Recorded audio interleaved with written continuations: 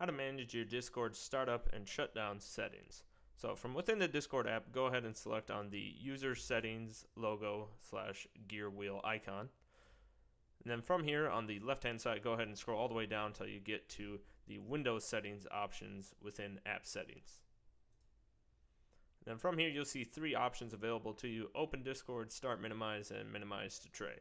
So the open Discord option says save yourself a few clicks and let Discord greet you when you get home like a good boy. This of course means that when you start up your computer, Discord will automatically launch itself. So if you want to turn that off, you can select this option here, or you can disable it within Task Manager. So after you've done that, you can also start Discord as a minimize window.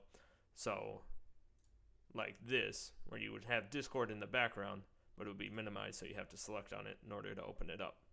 So if you go ahead and turn this off, though, of course, if you don't start Discord when your computer turns on, then being start minimize won't be turned on, so Discord won't be able to start in the background like a good boy and remain out of the way. But for myself, I have it turned off within Task Manager, so I can leave that on. Then the other option we have here at the bottom is the close button, so minimize the tray. So have Discord snuggle up in your system tray like a good boy when you close the app.